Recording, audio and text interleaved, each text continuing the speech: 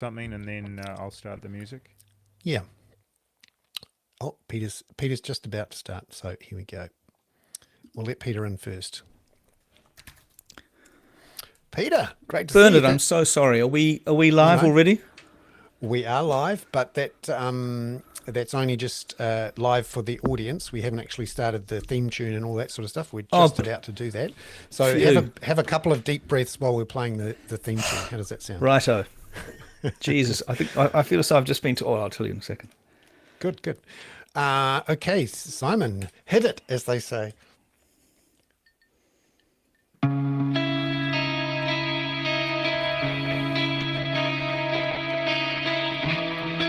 Kia ora koutou katoa. Welcome to the Hoon, where co-host Peter Bale and I go around the week's news in geopolitics and Aotearoa's political economy with a whole bunch of experts, academics and politicians, all to understand our worlds better and have some fun.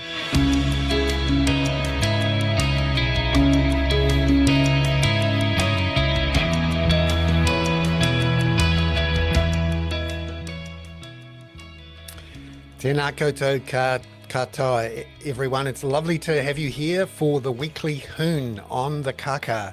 I am Bernard Hickey, the co-host with fellow co-host Peter Bale in Hoon Bay, Hoon Central. How are you? Hi, Bernard. How's it going? It was very good to see you for lunch earlier this week. Yes, when you came in from the island, as it were.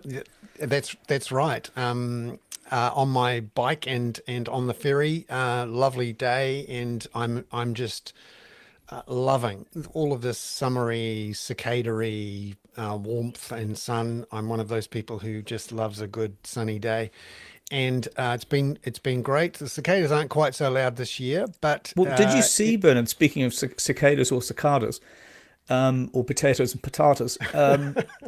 This year in the United States, 3, I think, of the broods of cicadas that come out every 13, I think it's the 7 years, the 13 years, and the 17-year cicadas are all coming at once. Yikes. And so there are going to be trillions of cicadas. Now, one time when I was in Washington, it was the turn of the 17-year cicadas. And it was pretty extraordinary, really. It was, it was like it was raining cicadas, and the noise was deafening. And of course, as we know, cicadas is the last, I think it's the last, the last series of Slow Horses is about cicadas. But that's another really? one. Yeah, Oh, that would be that's one of my if I go favourites too far on that one, that will be a spoiler alert. Yeah.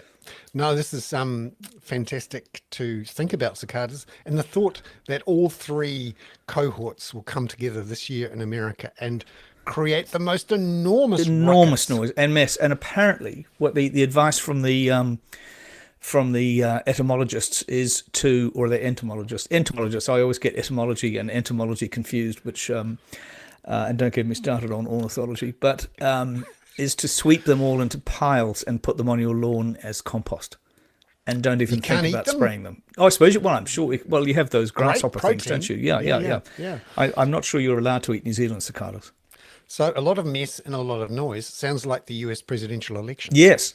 I mean, the gracelessness of our friend Donald Trump is just extraordinary. And I am starting to get quite sort of.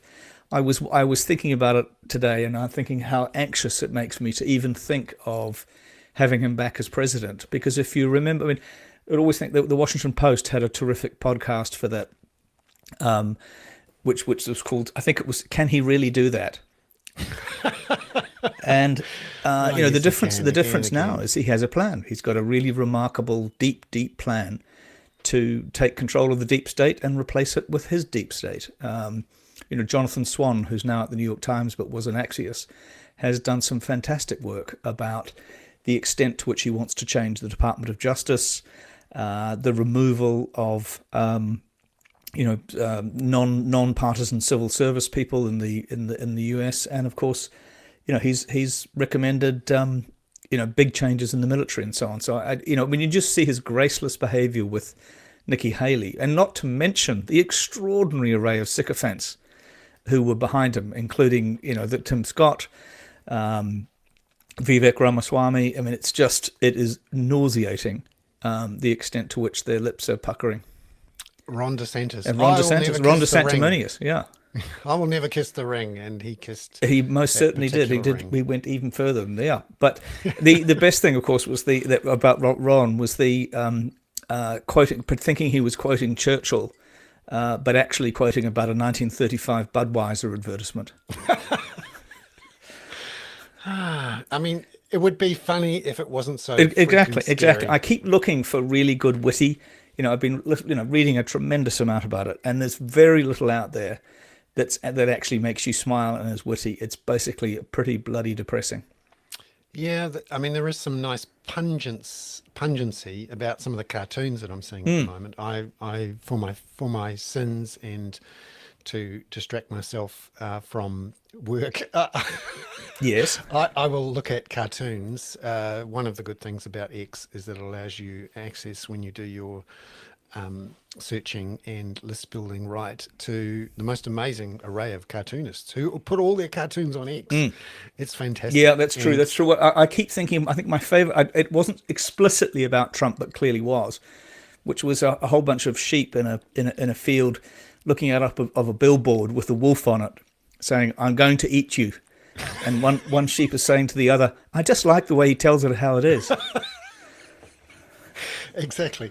No, I'm having fun picking those out. And for those who read the morning briefings that I try to get out in the morning, I usually put a cartoon of the day at the bottom of those. And that Which, of is, course, I think that's probably a tremendous breach of copyright, isn't it? I was going to do that in my spin-off thing today and put a cartoon in there, and then I thought, hang on a minute, I can't really, I can tell you where to go to the original, but I really am lifting it. well, this is an interesting problem. And I Fair think use about in a this lot. cartoon is pretty hard, Bernard, I think, actually. Yeah. Well, it's always below the paywall fold.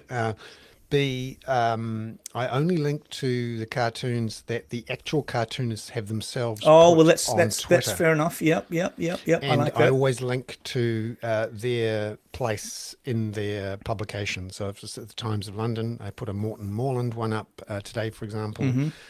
The New Zealand cartoonists, I always link to their place where they can sell their employers' Good. Oh, you're subscriptions. so good, Bernard. I mean, as a maker and creator yourself, you'll understand. You're backing up fellow creators.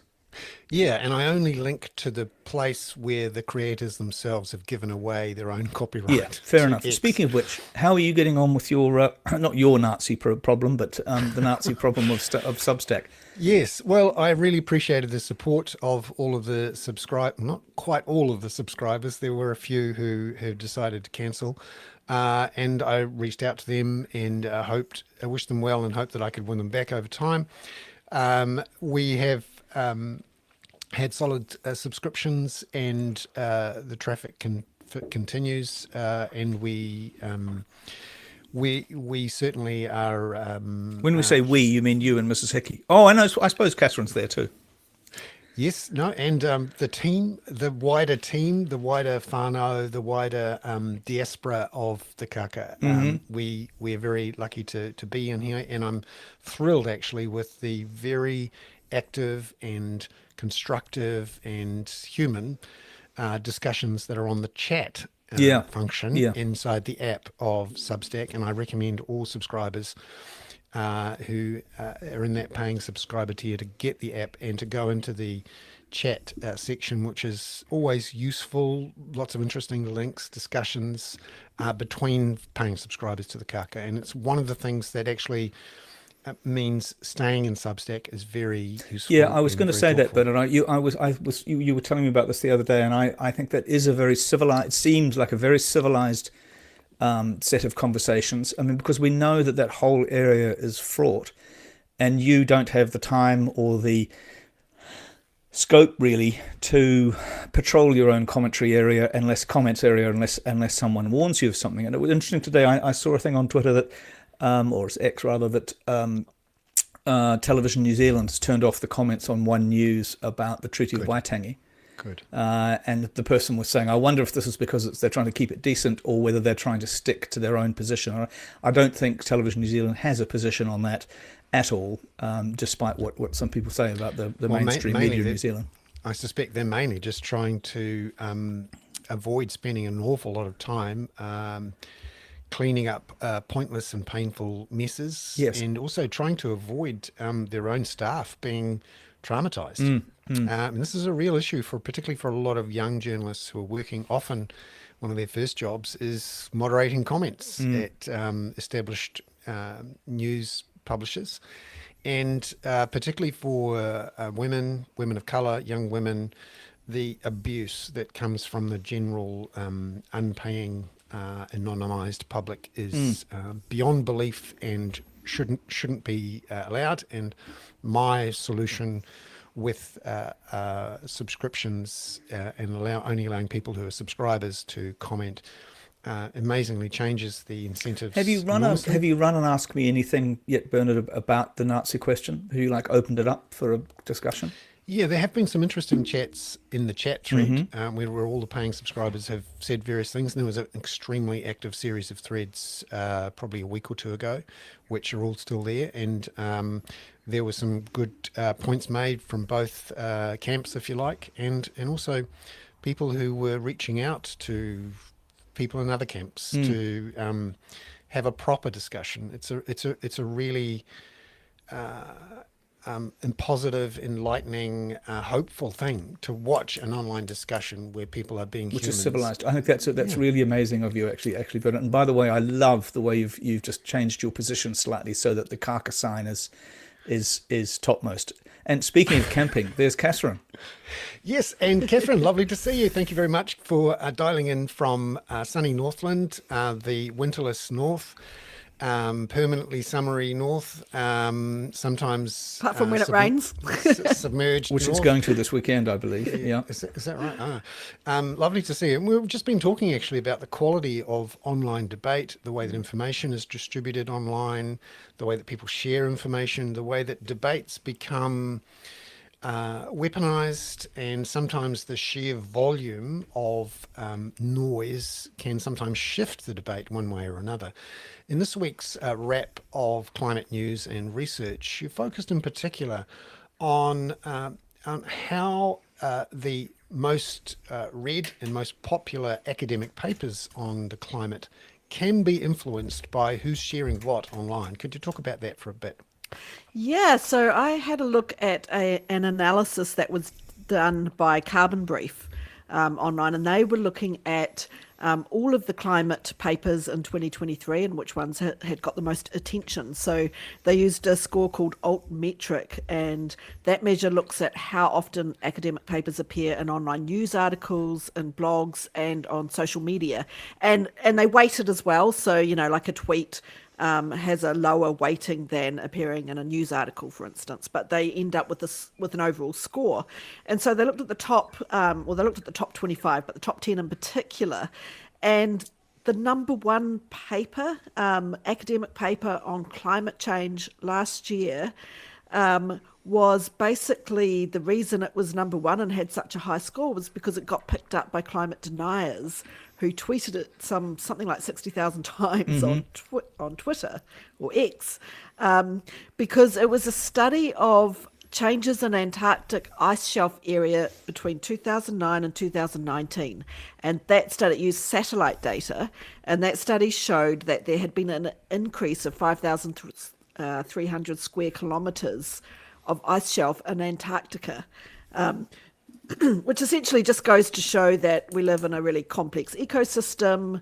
There's a lot of forcings and feedbacks and different things going on that are sometimes hard to understand and occasionally produce kind of these counterintuitive results that can mask the long-term trends. And we also know that in the last couple of years, it completely reversed and we lost a whole lot of the ice shelf in Antarctica, like record amounts in really concerning ways.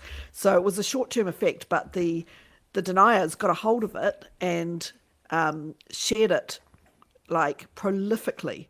It was actually stunning just how productive those people were with sharing their news that they thought kind of showed that everybody in the climate science community was wrong and they were right. So yeah, that was the number one paper by almost double the next one. Just goes to show how much of a bias, a confirmation bias machine that Twitter but other social media have become, and how difficult it is to have real conversations between two tribes that are beating their chests, brandishing articles and research. All that brandishing their chests. Yeah, well, yeah.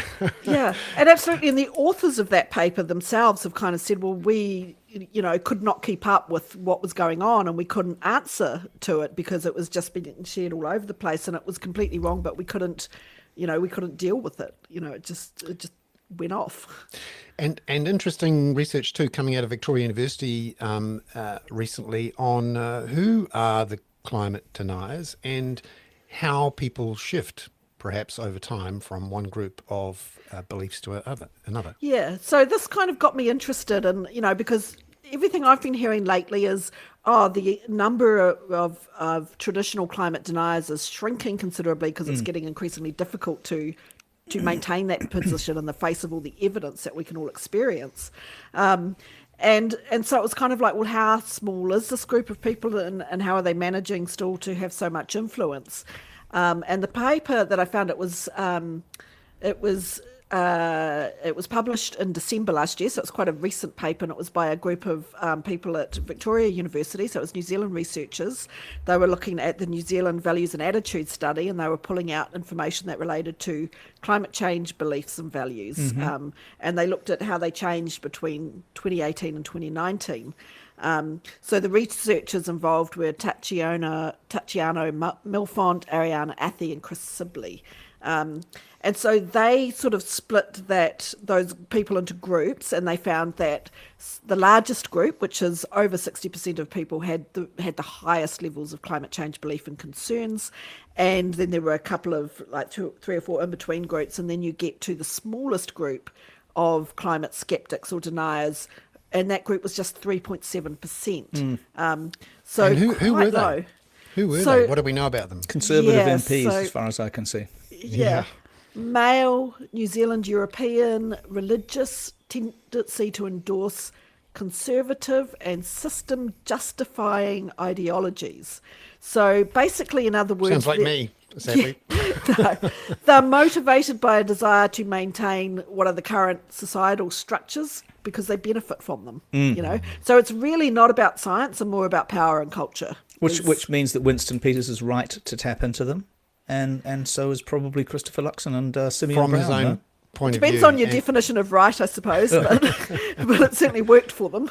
Yeah, I mean that issue of 3.7%, which actually sounds about the size of the group of the people who were voting for various parties in the election, the individual anti-vax and various conservative parties that mostly got around 1%. And then there was a few people who made a strategic decision to shift their vote from one of those individual parties to New Zealand First to ensure that their vote wasn't wasted. And it worked. That helped lift New Zealand First over the 5% threshold. And now we have Winston Peters, who over the last 3 years expressed some quite climate skeptic adjacent views, and certainly some of the MPs in New Zealand First and ACT, who are now in Parliament, have over the years expressed views which are climate skeptic views. And of course ACT and New Zealand First blocked the attempt by the Greens to give Reserve Bank-like powers to the Climate Commission. It went between 2017 and 2020 when the Climate Zero Act was being created. And of course, ACT wants to significantly reduce the powers of the Climate Commission and renege on the Paris Agreement. So it is a small but vocal and important group. And it which fits with other, your thing about them wanting kind of non-statist solutions and wanting the status quo to continue. The adjacency of these various things is pretty clear. Yeah, and one of the conclusion to the study, the other thing they said is that although this is a minority, the demographic and socio-psychological characteristics of people in that group, they tend to be overrepresented in these kind of quite powerful socioeconomic positions in society. So they do have much more power, particularly to delay climate action. Yeah, they're very good at delaying climate action, basically. So yeah, they do still have quite a bit of power. And when you look at what's happening in the United States with the growth of the Atlas Network, which is a group of conservative, often pro-Trump often anti-abortion and broadly anti-quote woke in their views, they have pumped enormous amounts, hundreds of millions of dollars into various political campaigns in the United States. But it's interesting, over the last couple of years, they have hooked up with various similar groups in other parts of the world, including the Taxpayers Union in New Zealand, but also they were involved in helping to fund the no vote in Australia, with the vote to express choice for Indigenous Australians, and was quite successful in helping to block that. So I think, also, Bernard, it takes very. I mean, you will have seen, as a result of the Harvard case and the Harvard president losing her job, and Bill Ackman from Pershing Square Partners embarrassing himself by attacking Harvard and various other journalists. These things also take a very brief time to come to New Zealand. The DEI movement, the movement against diversity, equity, and inclusion. I noticed this chap, Nick Mowbray, who I think has a toy company or something in New Zealand, was blowering about it today. I mean, they just become these kind of irritant things that you then pick up on X or wherever. And then, of course, Alex Spence the other day in the Herald did quite a good piece on the New Zealander behind the Legatum Institute, who was also a contributor to GB News in the UK. Unfortunately, it seems he's not quite as disreputable as his reputation might suggest, as far as the investigative work that Alex did. But there is a hell of a network here. People talk about the network of the left, but the network of the right is rather powerful, probably far more powerful than George Soros has ever been. Tina Nata did a brilliant column today that was kind of related to the stuff as well. I'll have to pull it out for you. It was excellent. It was just joining all those dots about some of that kind of far right stuff. Oh, we'll make sure we put that into the show notes with this week's version of the Hoon that goes out, that is produced and recorded and produced by Simon Josie, the producer of the Hoon, and we'll make sure we put links in there. Catherine, thank you very much for coming on. I hope you managed to get a few more swims in Northland before We're all having swims. Actually, I haven't had first day in weeks. I haven't had a swim. Go and have a swim. I'm out directly after this. I can see Robert's been for a swim, though. Have you, Robert? Good. I've been tramping. Have you? Jesus, really? it must be quite hot there, isn't it, though? It is. Whereabouts have Unfortunately, you been? I got a bit of hay fever, so I apologise if I'm looking a bit puffy around the eyes. That's why. Oh no! Pollen I count must is say, high. you do look very, very healthy and relaxed and in holiday mode. We really appreciate you coming on the show. Unfortunately, it's been time of the year of extraordinary events, action, and New Zealand's become involved in it. The big news this week, and there's been. I've seen you commenting on the national media as well, Robert. New Zealand's decision expressed on Monday to send troops, military personnel to the Middle East to assist in some way the US and UK airstrikes on Houthi positions in Yemen. Just starting off there, what did you think of the government's stance? It's puzzling, and it doesn't sit comfortably with their earlier stance. So there seems to be a contradiction between the earlier position that New Zealand had of voting for a ceasefire twice in the General Assembly, UN General Assembly. And remember, we co-sponsored the second resolution on the 13th of December. It was thwarted by the United States, which exercised considerable opposition to both the General Assembly resolutions, but also it vetoed similar resolutions in the UN Security Council. And then we now have a situation when the government's claiming, we've got to act with respect to Houthi attacks in the Red Sea. And by the way, there's no connection between the Houthi attacks in the Red Sea. Yeah. The only people making the connection are the Houthis, in fact. And the unrelenting Israeli military assault in Gaza, which has accounted for about 25,000 Palestinian deaths. I think that claim, these two events are disconnected, will not wash. And I think I think the government's explanation, what they're really claiming is that the rule of law is being challenged in the Red Sea, and it involves, and because we're a law-abiding international citizen, we've got to go and act.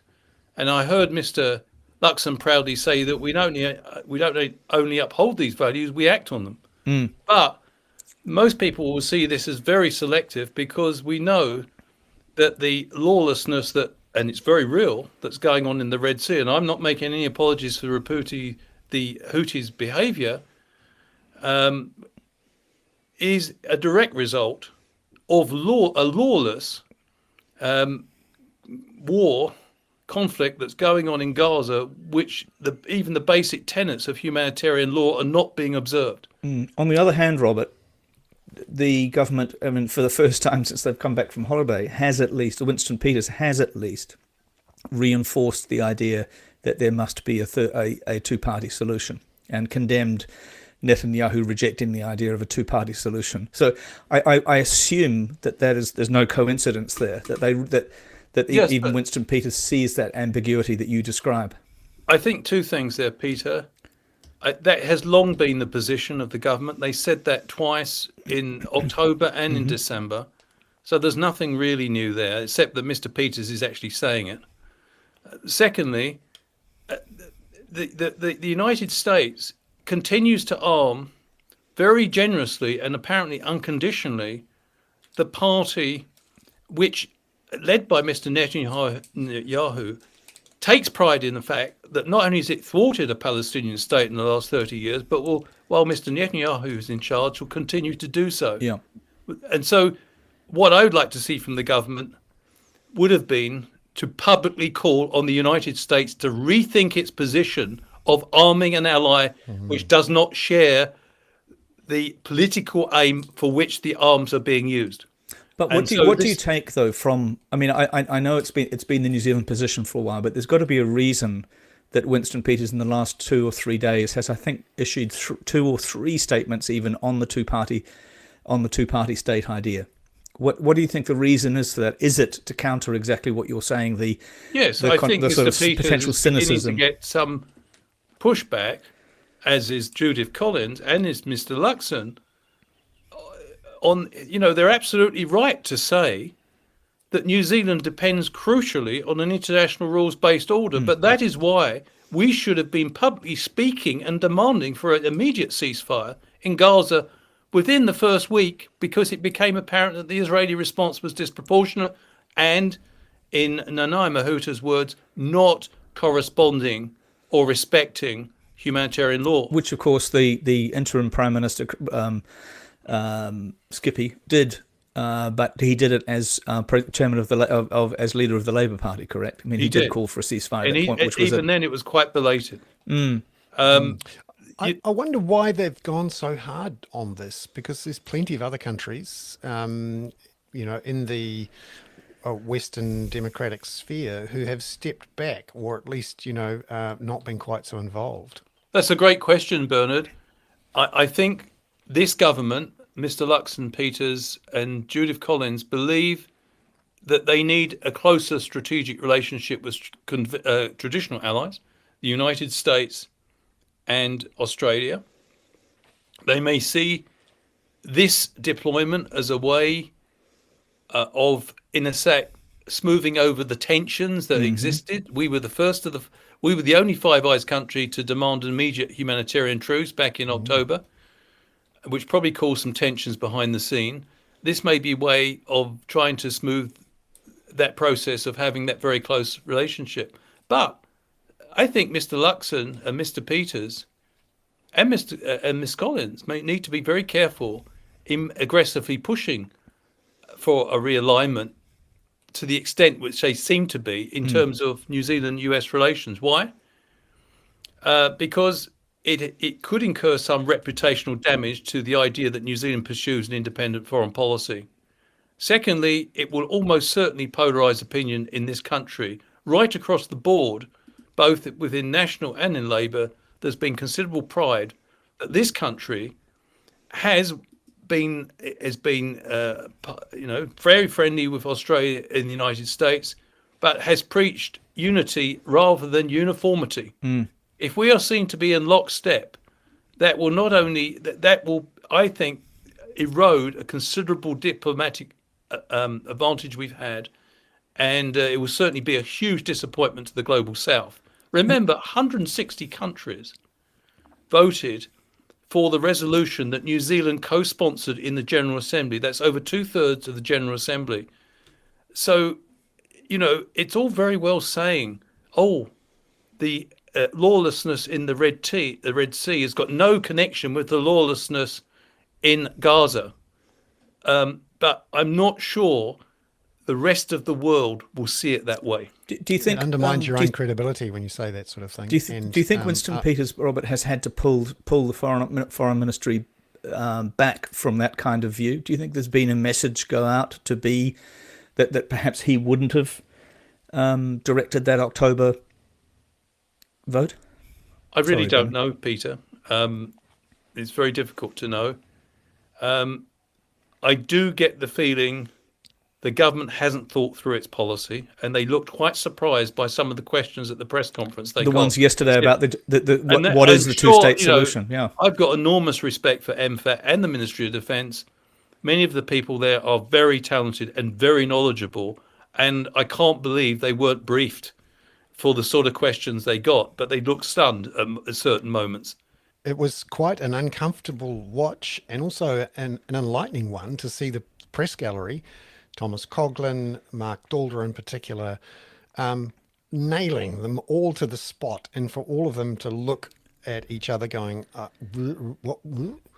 It was really quite discomforting. Which then raises the question, Peter, Bernard and Peter, that it raises the question whether the policy they came up with was the result of intra-party bargaining rather than a coherent policy. That's right. And it fell apart at the first time it was challenged. And all on camera, with all three of them in the same shot. I mean, look, the thing is, I think few of us have any, it's entire. Mr. Peters is right that we do not want to see lawless behaviour in the Red Sea. We're a trading nation. And so we have a legitimate right, I believe, to contribute to efforts to end that behaviour. But the Houthis made it very clear from the outset that behaviour of attacking ships which were perceived to be linked to Israel would stop as soon as there was a ceasefire. But secondly, it seems to me you can't, if you're in a position like New Zealand, you can't compartmentalise international law in the way that the government seems to be trying to do. You can't say, the situation in the Red Sea is divorced from the situation in Gaza. That to me is, it won't wash. And the other thing here is, so far, efforts to deter the Houthis have not been spectacularly successful. We often forget that the Houthis, which are backed by Iran, are pretty battle hardened. They seem to actually be relishing the confrontation that's unfolding. And one thing I think our government needs to inform everyone in this country is what is the political objective of entering the fray? What are we trying to achieve here?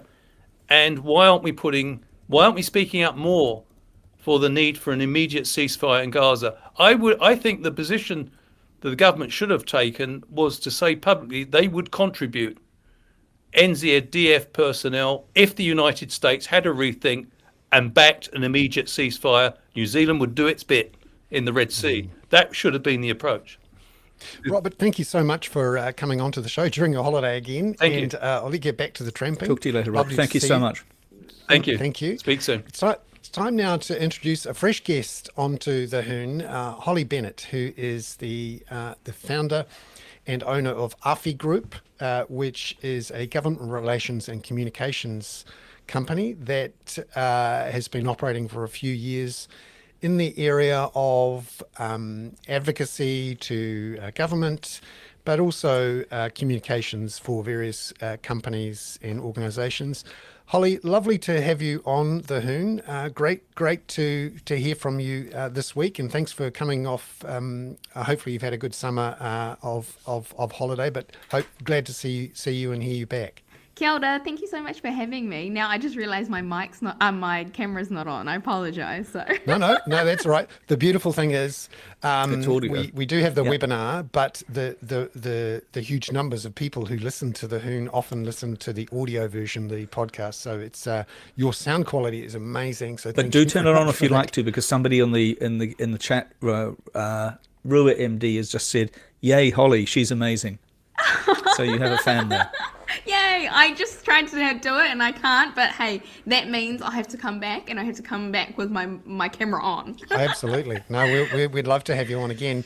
And it's very topical and interesting to bring you on, because this week there's been Guy Espiner about the connections between various companies, lobbying organisations and political parties. He's been working hard at this over the last few years, and there are growing concerns about the lack of regulation, official disclosure, and also the issue of people jumping from one type of job, perhaps in government, perhaps as a minister, into other jobs without much of a cooling off period. Holly, in the last year or so, you've been advocating for various ways in which there can be better transparency and information. Could you talk a bit about what you'd like to see for the lobbying sector, government relations? Sure. So my priority is thinking about how this industry actually serves the people, right? So I've been doing this for 6 years now. I built my business from nothing, and now I've got 5 employees. And one of the things that we put front and center is how we actually serve things that help the country. How do we advance things that we're actually proud to stand by? So, you know, when we come to bringing clients on board, there is not one client that I am not proud to represent, and I will stake my reputation on those that I stand alongside, because I believe in what they're doing, and whether that's a paid client or a pro bono client. When you get into this industry, what I have seen is that there are some people that are more than happy to stay in the shadows, not be clear about what they're doing, do not want to talk about fees. They're really not interested in a competitive industry. And by that, I mean creating jobs, creating pathways in here for the next generation. And that is where I think that we have a problem, because when you don't have a competitive industry, then you don't have one that has to be innovative. You don't have one that has to worry about if it's providing high quality services, and you don't have one that has to compete on price. Yeah, it's interesting. You've called for a public lobbying register and a code of conduct with an oversight body based on the New Zealand Media Council. Could you give us a sense at the moment of, what we have in terms of any regulation or disclosure, and how other countries deal with these issues around, who's lobbying who and how much money is being spent, and ensuring that we don't have a revolving door between government and business and lobbying? I mean, Bernard, you probably will not like what I'm about to say, but we actually have nothing anywhere across the entire industry. It's completely unregulated. And I mean, apart from following the law, there's not really any other guidelines. And one of the things I was saying was that not necessarily we need to have all of those things, but I do think it's important to look across at what other jurisdictions have had. I think that they've been far more pragmatic as to what lobbyists can do, and the way in which we are able to improve situations for those who hire our services, and then gone, well, what are the things that I like? What have I seen that has worked well? And there are a number of things that I think that we could do, and I did say to a few of my counterparts across the industry, to varying bits of feedback, some in support, some not so much, to say, what should we be doing? What should we do to say to the public, we're here as an industry, we're legitimate, and actually we do provide value. I mean, we're at the junction now where a draft code led by the Ministry of Justice is out for consultation with the industry itself. I mean, there's a number of things that concern me with that in and of itself, is that I'm actually pretty distraught that the public sector has to lead this. I think it should be the industry itself.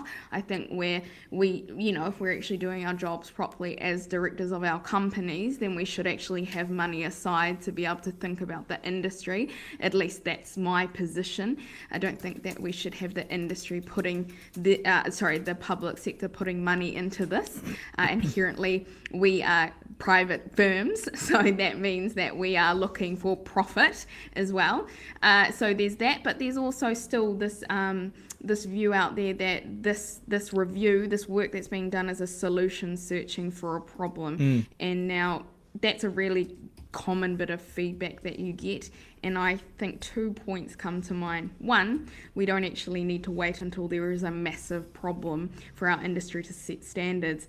And two, the people who generally say this, I see, are the ones that are happy for a lobbyist to go from private sector, working in the Prime Minister's office, and straight back out. And frankly, I just think that's disgusting. Holly, it's Peter here. May I ask you a couple of questions? I was thinking about this, and of course I recall, I think it was around the time when Chris Farfoy left Parliament and went off to be a lobbyist very quickly.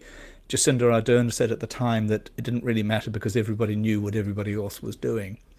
That seemed a little naive to me, but then I also looked up just now Transparency International's ranking of New Zealand on the corruption index, and we're number 2, although we were number 1 last year, and Denmark just pipped us on that. So what's the problem? If we're still number 2 on the Transparency Corruption Index, is there really a problem here? Are we looking for a solution to a non-existent problem? Don't you dare say that. I just said those people who say that are generally ones that are happy with lobbyists going into the public sector and right back out. But what I would say to you, Peter, is do you think the majority of New Zealanders appreciate what the lobbying industry does and appreciates what a lobbyist is? No, and I think actually, that goes to another question then, Holly. Let's just do a little bit of Australian Open tennis on the questions then. Yeah, sure. Do you think that one of the reasons why lobbyists are successful, gigantically well paid, and increasingly influential is the relative weakness of the New Zealand media over the last few years? That you're filling a void?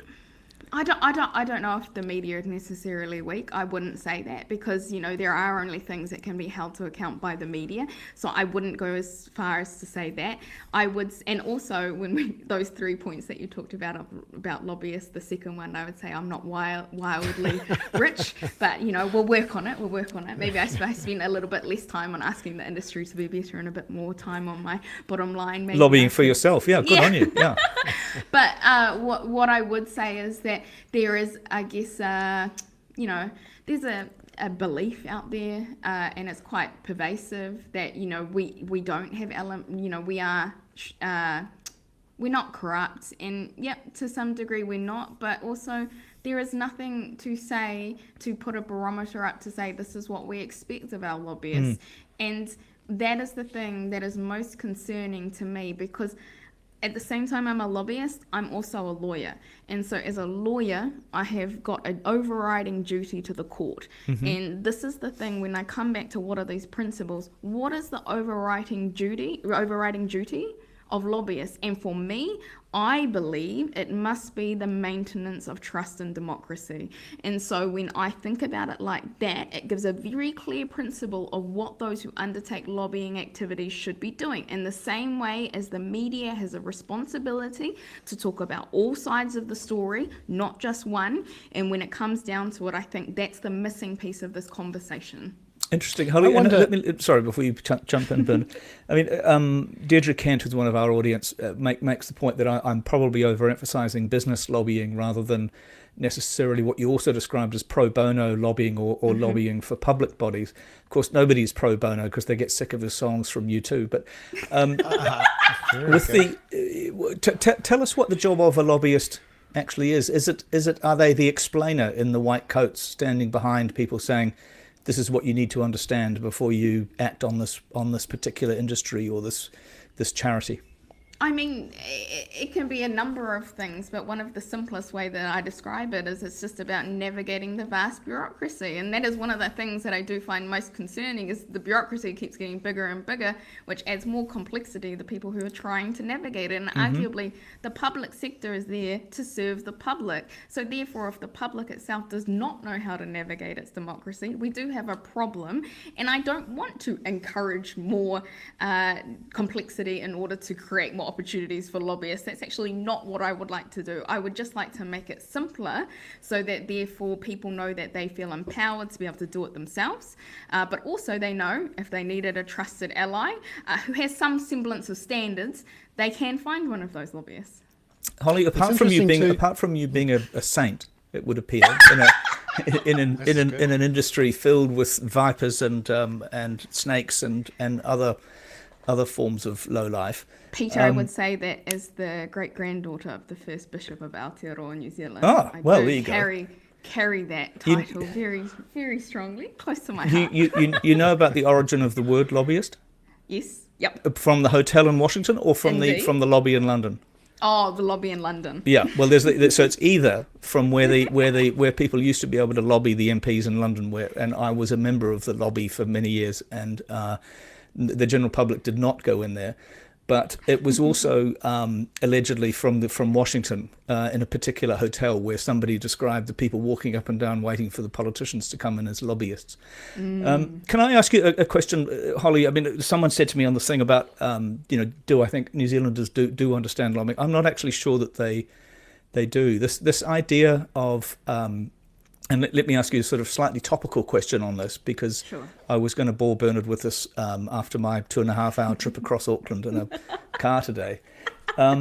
There's a rather ludicrous story going in the Herald at the moment, which is a campaign about the cost of pedestrian crossings. Yes. And one of the things that I was really struck by in this debate, and I see this repeatedly in these kind of weird, that actually perfectly practical things become conversations about wokeness and various other things, and why we're all anti-car. But if you're building raised pedestrian crossings and TCMs, traffic calming measures everywhere, presumably that's part of a policy that can be explained, rather than that you're just doing it to piss away a whole bunch of money to Filton Hogan. Well, one would hope, right? But Yeah, that's but the genesis of many of these things, whether or not they are grounded in anything with principle, or somebody has just decided because they've woken up on the wrong side of the bed that they're just going to have a go at something for whatever reason. And this is where it comes down to figuring out, especially as a lobbyist, that's your duty to be able to figure out if you can tell a coherent story. And if you can't, then I would suggest that you're probably chasing the wrong thing. Holly, it is Holly, wonderful thank you so to have much. you on. You can come We- on. we You can have- come on again, particularly if you fix up your camera. Oh, mind you probably like to work in the shadows, don't you? No, that's Okay, that- Bernard knows me definitely- well enough to know Yeah, that that's was the definitely film not What true. We Do in the Shadows, or was it Thank You for Smoking?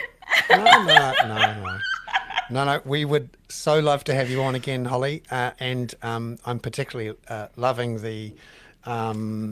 the shtick you're able to give back to Peter as well. So that's Well, did you hear that he did say, "Can I ask you a question?" And I was going to say, no. oh no. Thank you so much for having me, you guys. See you, Holly. Ka kite anō. Ka See- kite. cheers. See you. Bye-bye.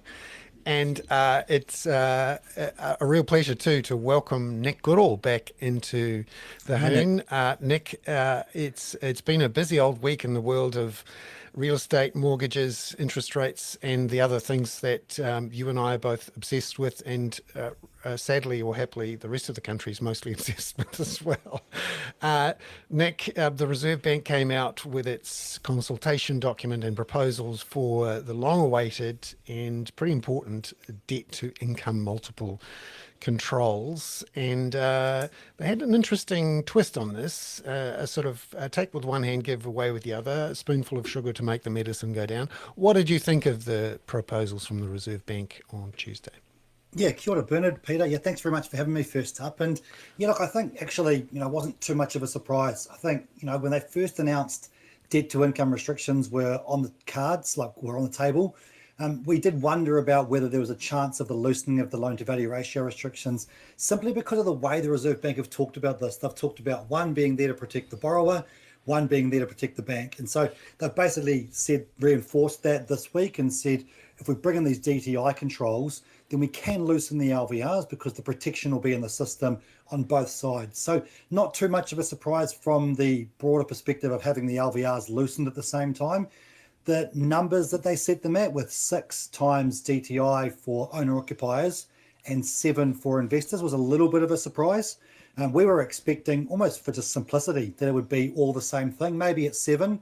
So this slightly tighter control for owner occupiers, just to protect them for the next cycle when values do start to increase, to restrict how much debt they can really get compared to their income. So yeah, a little bit of a mixed bag, I'd say, maybe from expectations perspective anyway. Yards come in, the loan to value ratios in 2013, this had quite an impact on the market. It really slowed things. Can you give, I think this time around, guys, probably in a year, might affect the market? Because, you know, if they'd brought in a DTI limit of 7 times income a couple of years ago, all hell would have broken loose. But what do you reckon this time around?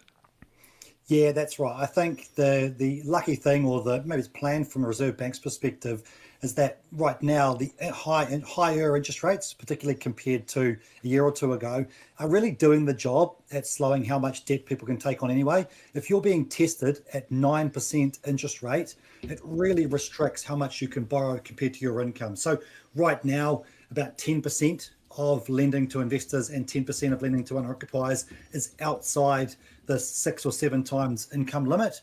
So at 20% speed limit, which is where they've set their proposal, which is open for consultation, of course, let's remember, at that level, then the banks really aren't, it's not going to affect them at all from the DTI control perspective.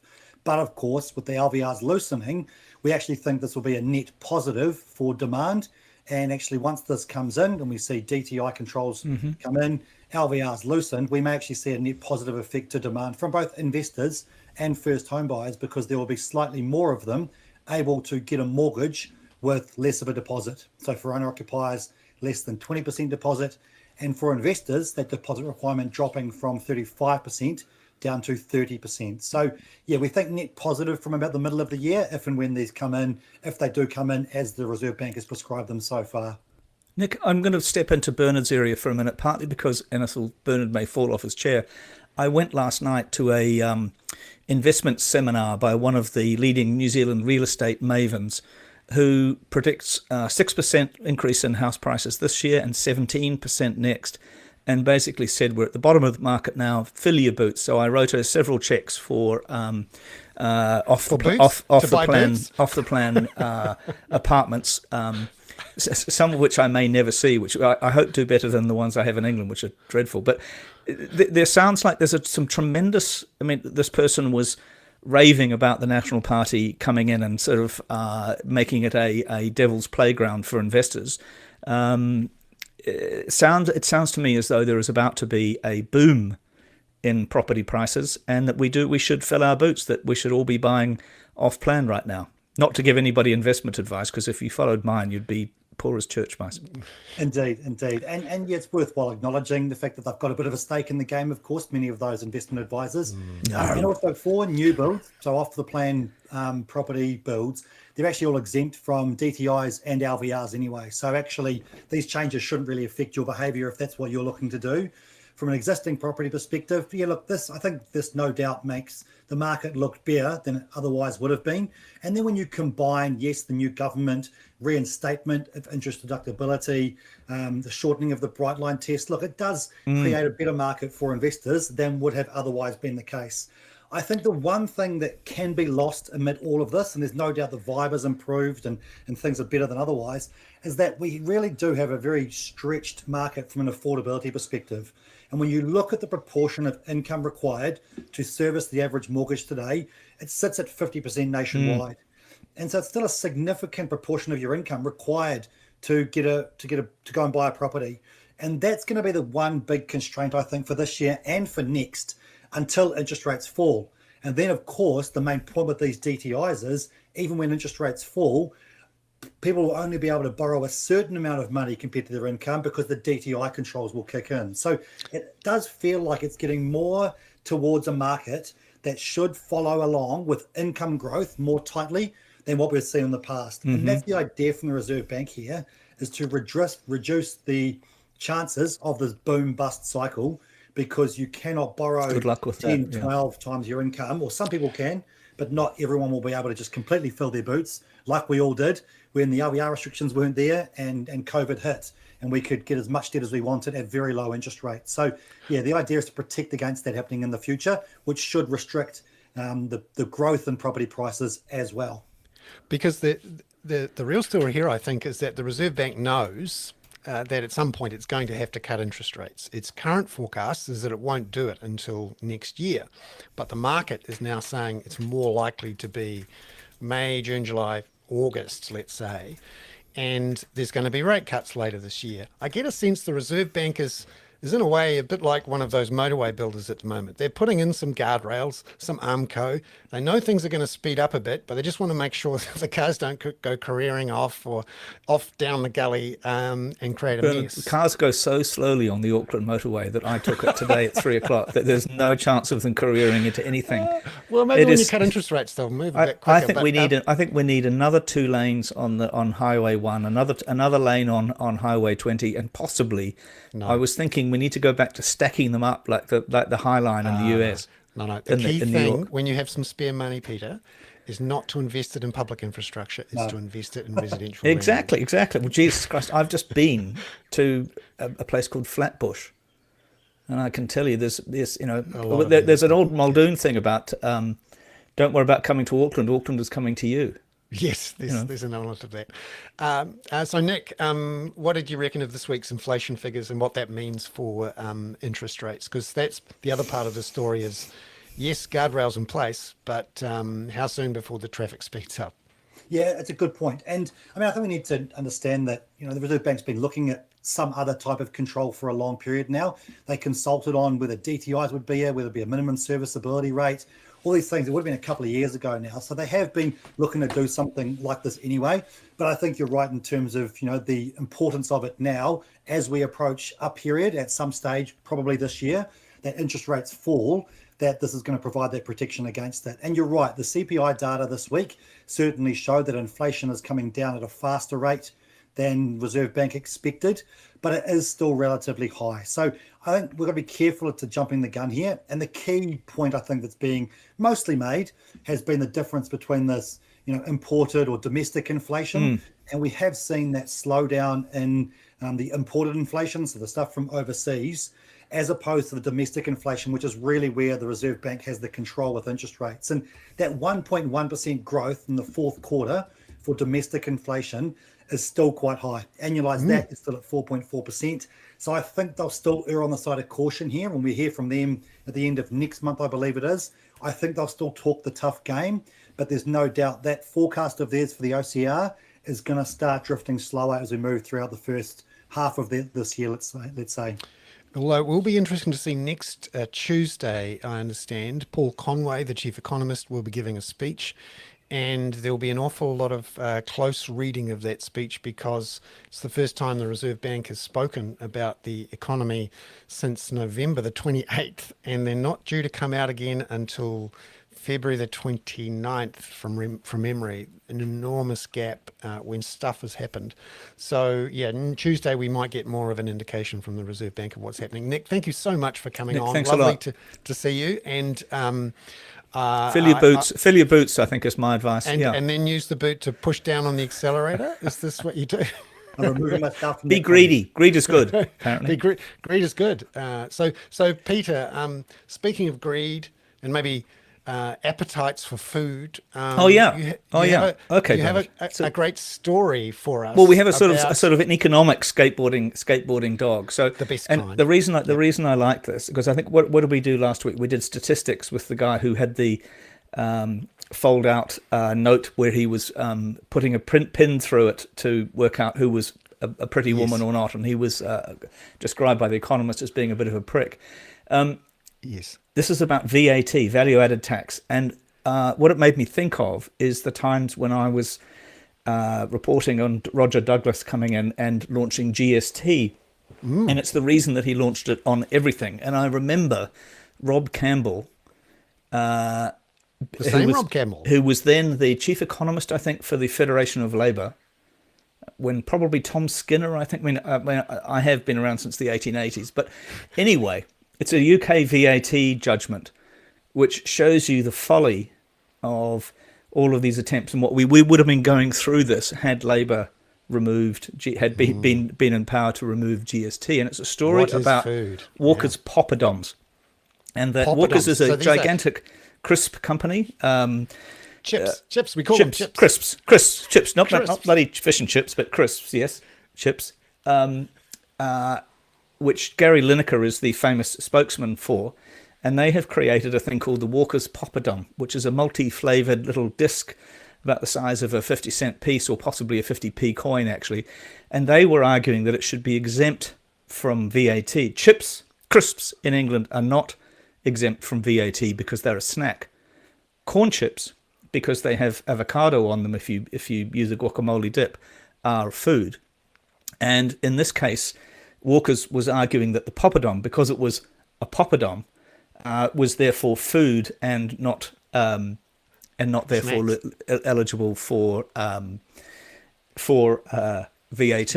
And they lost the case. But the line from the judges showed that they had a tremendous sense of humour, I thought, because essentially they decided that it was a snack, and that the Walker's argument that you would have dipped the poppadom in something else and eaten it, or that it was like a poppadom in an Indian restaurant, was unsustainable. And they said, nominative determinism is not a characteristic of snack foods. Calling a snack food hula hoops does not mean that one could twirl that product around one's midriff.